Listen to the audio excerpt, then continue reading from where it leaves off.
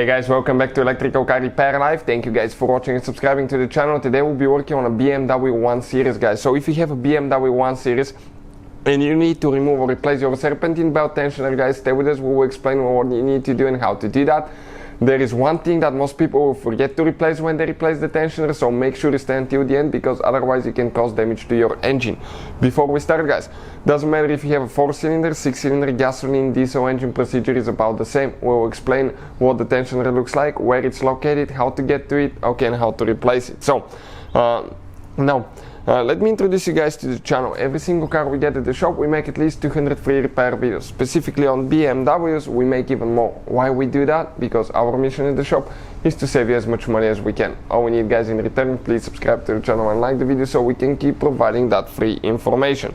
Another thing, guys, if you need to buy parts, tools, anything like that, we'll have the link shared in the description of the video below. So please check it out. We'll share it for your convenience. That same engine that we have here can be found in 1 Series, 3 Series, 5 Series, BMW X3, X5, multiple BMWs.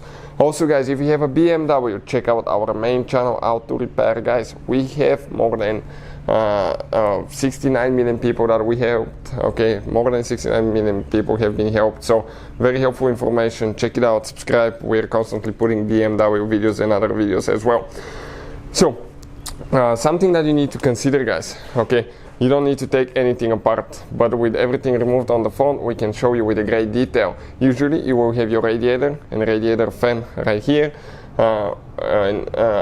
You don't need to remove the fan to replace the tensioner, but I'll recommend to disconnect the car battery, because the fingers will be close to your fan, and if it turns on, it can cut your fingers off.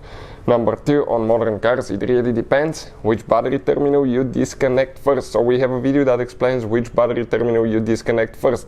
Otherwise, you can cause damage to your electrical system. With that being said, okay, we have the N52 engine here, but if you have a different engine, procedure is about the same. The only thing is the location of the serpentine belt tensioner may be different, and the belt diagram.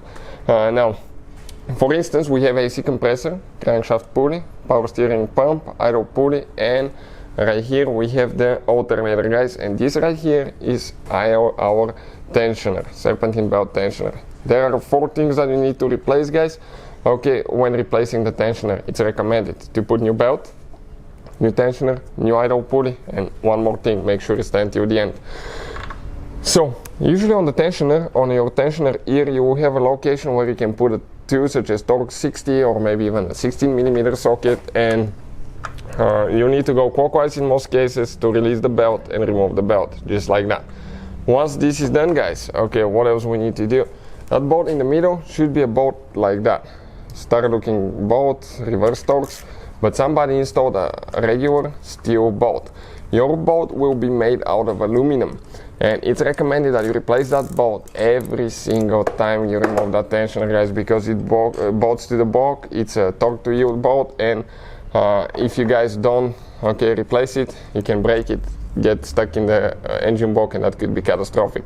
Now, this is the tensioner itself. You have the big spring on the back that keeps constant tension on the belt. This is the pulley that often goes bad.